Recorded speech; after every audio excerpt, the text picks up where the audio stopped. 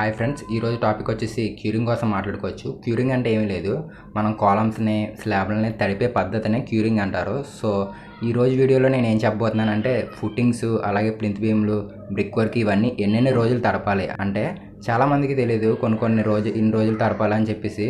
So చాలామంది చాలా తక్కువ రోజులతో తడిపేస్తారు. తర్వాత గోడ క్రాక్స్ వచ్చాయని, నెక్స్ట్ వచ్చేసి ప్లింత్ బీమ్స్ కొన్ని క్రాక్స్ వచ్చాయని చెప్పేసి. దేనివల్ల వస్తాయంటే మెయిన్గా క్యూరింగ్ అనేది పర్ఫెక్ట్గా చేయకపోవడం వల్ల వస్తుంది. సో ఇవాళ వీడియోలో ఎన్ని రోజులు తడపాలనేది నేను పక్కగా చెప్తాను. సో ఇవి మాత్రం పాటించండి, ఎటువంటి ప్రాబ్లమ్స్ అంటూ ఉండవు. సో ముందుగా వచ్చేసి ఏంటంటే ఫుటింగ్స్ ఫ్రెండ్స్. ఫుటింగ్స్ అంటే పునాదులకు వచ్చేసి పెద్ద పునాదులు అయితే కనుక 7 రోజులు కంపల్సరీ, మినిమం 7 రోజులు పక్కా తడపాలి. సో చిన్నవి అయితే కనుక మినిమం ఒక 5 days. మీరు ఏంటంటే బ్యాక్ ఫిల్లింగ్ అంటే ఇసుక వేస్తారు చూసారా, పునాదులు ఇసుక తోలుచుకుంటారు కదా చూసారా, అప్పుడు దాకా తడుపుకోండి, పర్లేదు, దానికి ఎటువంటి లోటు ఉండదు. సో నెక్స్ట్ వచ్చేసి ఏంటంటే ప్లింత్ బీమ్లు వచ్చేసి 3 నుంచి 7 రోజుల వరకు ఖచ్చితంగా తడపాలి ప్లింత్ బీమ్లు అనేవి. నెక్స్ట్ అదేవిధంగా బ్రిక్ వర్క్ ఫ్రెండ్స్.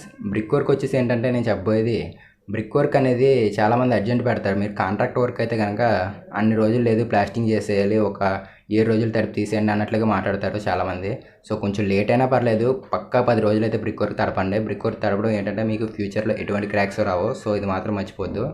నెక్స్ట్ వచ్చేసి ఏంటంటే ప్లాస్టరింగ్ ఫ్రెండ్స్. ప్లాస్టరింగ్ అనేది మన క్యూరింగ్ పీరియడ్ వచ్చేసి, ప్లాస్టరింగ్లో అయితే కనుక ఖచ్చితంగా ఒక 7 రోజులు పక్కగా తడపండి. 7 రోజుల వల్ల తడపడం ఏంటంటే మీకు వీలైతే ఇంకొక 2 రోజులు తడిపినా పర్లేదు. ఎందుకంటే క్యూరింగ్ చేయడం బట్టే మనకి దేనికన్నా సరే క్రాకలు రాకుండా ఉండడానికి మెయిన్ క్యూరింగే ఫ్రెండ్స్.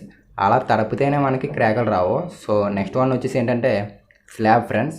ఈ స్లాబ్ మీద మీరు గట్లు కట్టండి, స్లాబ్ వేయగానే గట్లు కట్టి స్లాబ్ క్యూరింగ్ అనేది చేయండి. అలా చేస్తేనే మీకు నీరు అనేది నిలబడి ఎక్కువ రోజులు ఉంటుంది మనకి. ఆ క్యూరింగ్ అనేది minimum 7 days to 10 days.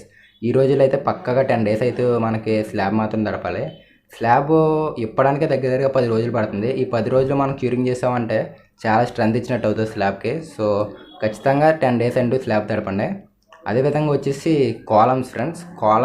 Next వచ్చేసి రిటైనింగ్ వాల్స్ గట్రా ఉంటాయి. ఇవి ఏంటంటే ఇవి తడిపినప్పుడు మీరు గోనె సంచులు వాడండి. గోనె సంచులు ఎందుకు వాడమంటున్నానంటే, మీరు నిదానంగా ఉన్న దాని మీద పై పెట్టి నీరు కొట్టారనుకోండి, ఎంత పై పెట్టి నీరు కొట్టినా సరే ఆ నీరు కిందగా వచ్చేస్తుంది.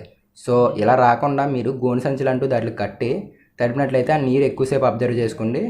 ఎక్కువగా అంటే ఇక్కడ ఏంటంటే ఆ నీరు ఎక్కువగా అబ్జర్వ్ చేసుకోండి, ఎక్కువ టైం అది స్ట్రెంత్ అనేది ఇస్తుంది, వాటర్ అబ్జర్వ్ చేసుకోండి. సో గోనె సంచులు కట్టండి తప్పకుండా కాలమ్స్కి. సో కాలమ్ క్యూరింగ్ పీరియడ్ వచ్చేసి దగ్గరగా 7 days మినిమం చేయండి. 7 to 10 days చేయండి కాలం ఖచ్చితంగా అయితే కనుక. మినిమం 7 days అయితే పక్కగా చేయండి. ఇదే విధంగా మీరు నెక్స్ట్ వచ్చేసి ఏంటంటే ఓపీసీ సిమెంట్ కానీ యూజ్ చేశారంటే అంటే ఏంటంటే ఓపీసీ అంటే ఆర్డినరీ పోర్ట్లాండ్ సిమెంట్. ఇది ఎక్కువ స్ట్రెంత్తో సంబంధించింది ఇది. సో ఇవి జనరల్గా అయితే బ్రిడ్జెస్, కొన్ని భారీ హెవీ కన్స్ట్రక్షన్లో యూజ్ చేస్తారు. సో ఇవి కనుక మీరు యూజ్ చేసినట్లయితే కనుక మినిమం 10 days మాత్రం ఓపీసీ సిమెంట్ యూజ్ చేస్తే 10 days పక్కగా క్యూరింగ్ అనేది చేయండి. సో ఈ విధంగా మీరు క్యూరింగ్ చేశారంటే మీకు క్రాక్స్ రావడం అలాంటివి గట్రా జరగవు. సో ఇది ఫ్రెండ్స్ ఈరోజు టాపిక్ వచ్చేసి.